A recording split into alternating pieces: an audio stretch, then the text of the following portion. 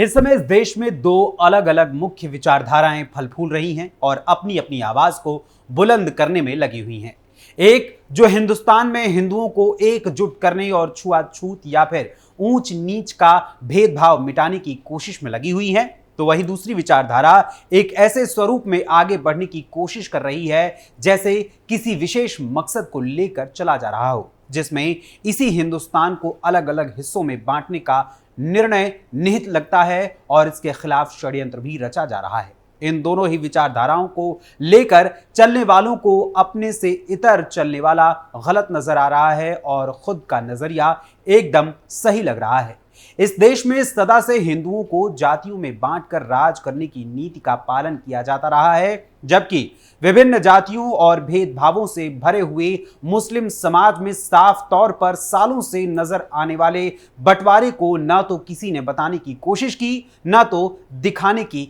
हिम्मत जाहिर की। उसकी वजह आज भी है सत्ता के लिए, अपना वोट हासिल करने के लिए सिर्फ एक वोट बैंक को साधने का काम करना। अल्लामा इकबाल ने अपने इस शेर में मुस्लिमों की जातियों और ऊंचे नीचे दर्जे में बटे मुस्लिम समाज का सच उजागर किया है कि एक ही सफ में खड़े हो गए महमूदो अयाज, न कोई बंदा रहा न कोई बंदा नवाज। मगर इस शेर को भी दफन कर दिया गया है तो महज अपने मुनाफे के लिए, और अपने ही मुनाफे के लिए 25 नवंबर से शुरू होने वाले संसद सत्र के एक दिन पहले यानी 24 नवंबर को हिंदुओं के खिलाफ नफरती भाषण या बयानबाजी करने वाले मौलाना तौकीर रजा खान ने दिल्ली के रामलीला मैदान में आंदोलन करने का ऐलान किया है। तो वहीं इस आंदोलन के विरुद्ध डासना मंदिर के पीठाधीश्वर महंत नरसिंहानंद सरस्वती ने भी तौकीर रजा को जवाब देते हुए कह दिया है कि वो भी उसी दिन रामलीला मैदान में उस आंदोलन के सामने हनुमान चालीसा का पाठ करेंगे, वो भी बड़ी संख्या में हिंदुओं को लेकर। और इसी ऐलान पर ऐलान के साथ शुरू हो गया है एक नया घमासान, जिसके बारे में आज मैं आपको विस्तार से बताऊंगा हमारी आज की इस स्पेशल स्टोरी में। नमस्कार, कैपिटल टीवी उत्तर प्रदेश देख रहे हैं आप और मैं हूं आपके साथ अखिलेश पांडे। सबसे पहले बात करते हैं तौकीर रजा के आंदोलन की और फिर बात होगी महंत नरसिंहानंद सरस्वती के पलटवार पर। दरअसल 25 नवंबर से संसद सत्र आरंभ होने वाला है और उससे एक दिन पहले यानी 24 नवंबर को राजधानी दिल्ली के रामलीला मैदान में मौलाना तौकीर रजा खान ने रसूल की शान में गुस्ताखी के खिलाफ आवाज उठाने के लिए मुसलमानों से दिल्ली में इकट्ठा होने का आह्वान किया और साथ ही इसके पीछे ये मांग भी रखने की योजना बनाई है कि संसद के इस सत्र में ईश निंदा के खिलाफ बिल पास करवाना है और तौकीर रजा के अनुसार इसे कानूनी जामा पहनाकर ये ऐलान किए जाने की भी घोषणा करवाने की कोशिश की जाएगी कि जो भी इस्लाम या फिर रसूल की शान में गुस्ताखी करेगा और या फिर कोई भी किसी भी प्रकार की बात करेगा या किसी भी प्रकार का आक्षेप लगाएगा तो उसे सजा दी जाए। और इसी को लेकर तौकीर रजा ने पैगंबरे इस्लाम और इस्लाम से जुड़े प्रतीकों पर होने वाली गलत टिप्पणियों के खिलाफ प्रदर्शन की बात कही है। गौरतलब है कि मौलाना तौकीर रजा खान जो दिल्ली चलो का आह्वान कर रहे हैं वो सिर्फ एक ही मुद्दे को लेकर नहीं बल्कि अन्य कई और मुद्दों को लेकर अपनी आवाज को बुलंद करने में लगे हुए हैं। सोशल मीडिया पर तौकीर रजा का एक वीडियो भी तेजी से वायरल हो रहा है जिसमें वो देश भर के मुसलमानों से तिरंगा लेकर सड़कों को जाम करने और 24 नवंबर को दिल्ली पहुंचने की अपील कर रहे हैं और इस अपनी योजना को सफल बनाने के लिए वो पिछले कई दिनों से दिल्ली में डेरा भी डाले हुए हैं और साथ ही इस पैम्फलेट को जिसे आप अभी अपनी स्क्रीन पर देख रहे हैं उसे घर घर बंटवाया जा रहा है। मौलाना तौकीर रजा का इस मामले पर कहना है, आज की हुकूमत तो सबसे ज्यादा बेईमान है, हमारे मामलों पर नजर रखती है, अपने मंदिर में जाकर नहीं देखती, सरकार नबी की शान में गुस्ताखी करने वालों का समर्थन कर रही है, सरकार के खिलाफ 24 नवंबर को रामलीला मैदान में बड़ा आंदोलन करेंगे। वहीं इसके साथ ही इत्तेहादे मिल्लत काउंसिल के प्रदेश संगठन प्रभारी नदीम कुरैशी ने भी इस मामले को लेकर अपने बरेली आवास पर एक बैठक कर ऐलान करते हुए मुस्लिम समाज से ये कहा, मुसलमानों, हमारी खामोशी को हमारी बुजदिली समझा जा रहा है। एकजुट होकर सुबह 10 बजे दिल्ली रामलीला ग्राउंड पहुंचें, ईश निंदा पर कानून बनाने की सरकार से मांग करें, आशिके रसूल होने के सबूत दें। वहीं तौकीर रजा के इस आंदोलन के ऐलान को लेकर गाजियाबाद के शिव शक्ति धाम डासना देवी मंदिर के महंत व श्री पंचजूना अखाड़े के महामंडलेश्वर यति नरसिंहानंद सरस्वती ने तौकीर रजा पर पलटवार करते हुए एक वीडियो जारी किया और उसमें ऐलान किया कि 24 नवंबर को आमने सामने आ रहा हूं मौलाना तौकीर रजा। दिल्ली रामलीला मैदान के सामने सामूहिक हनुमान चालीसा का पाठ होगा। इसके साथ ही नरसिंहानंद सरस्वती ने ऐलान किया है कि 24 नवंबर को 100 से अधिक हिंदू संगठन और हजारों युवा साधु संत भी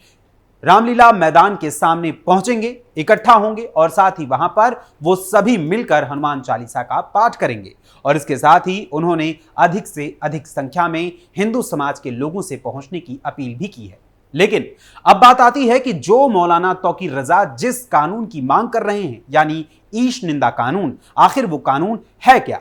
मौलाना तौकीर रजा ईश निंदा कानून की मांग कर रहे हैं, जिसके तहत उनके अनुसार यदि भारत में कोई भी व्यक्ति इस्लाम धर्म पर किसी भी प्रकार की कोई टिप्पणी करता है या कोई आक्षेप लगाता है तो उसे ईश निंदा कानून के तहत कड़ी से कड़ी सजा देने का प्रावधान किया जाए। लेकिन इस तौकीर रजा ने यह मांग सिर्फ और सिर्फ इस्लाम धर्म के लिए की है, न कि सभी धर्मों के लिए। अपनी चालाकी को दर्शाते हुए तौकीर रजा जिस कानून की मांग कर रहा है उस कानून को एक पल के लिए यदि संसद पास भी कर दे, यानी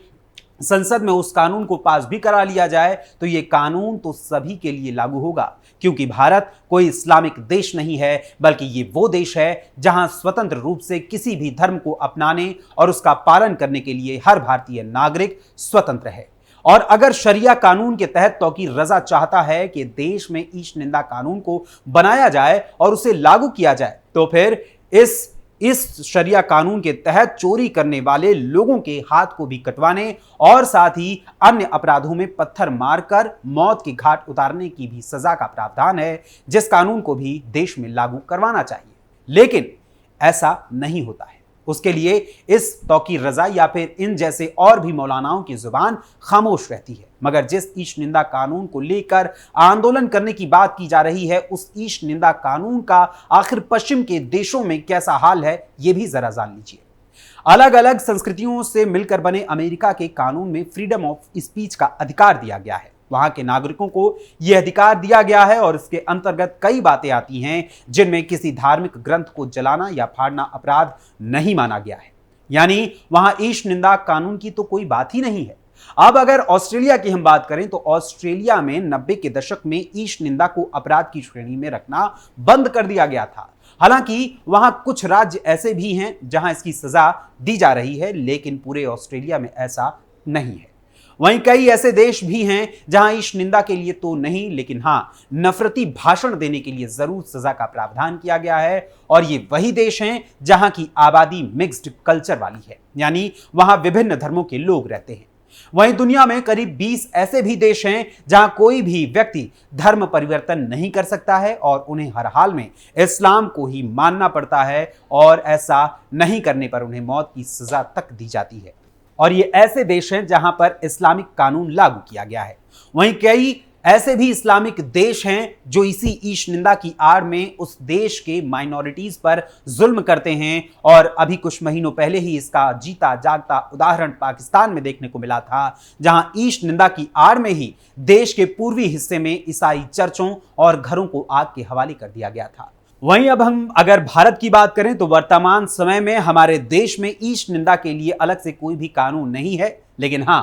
आईपीसी की धारा 295 के तहत अगर कोई भी व्यक्ति धार्मिक स्थल को नुकसान पहुंचाने की कोशिश करता है तो उसे 2 साल की कैद या फिर उस पर जुर्माना लगाने या फिर दोनों ही सजाएं देने का प्रावधान है। वहीं हमारे देश का संविधान हमें फ्रीडम ऑफ एक्सप्रेशन या फ्रीडम ऑफ स्पीच का अधिकार भी देता है, जिसके तहत हम किसी भी प्रकार की आलोचना करने के लिए स्वतंत्र हैं, बशर्ते इससे किसी की धार्मिक भावनाओं को गहरा आघात न पहुंचे। वहीं जिस देश में ईश निंदा कानून को लागू करने और इसे पूरी तरीके से देश भर में लागू करने के साथ साथ उसके तहत सजा देने के प्रावधान की बात की जा रही है तौकीर रजा के द्वारा, उसी देश में 2 अलग अलग कानून काम कर रहे हैं। जहां तक मुनाफा दिखे वहां तक तौकीर रजा जैसे मौलाना शरिया कानून को लागू करने की बात करते हैं, लेकिन जैसे ही अपनी गर्दन पर छुरी आ जाती है तो भारतीय संविधान का राग अलापने लगते हैं। यानी एक साथ दोहरी बात। वैसे मैं यूपी समेत देश की जनता से अब जानना चाहता हूं कि आपके अनुसार इस देश में ईश निंदा की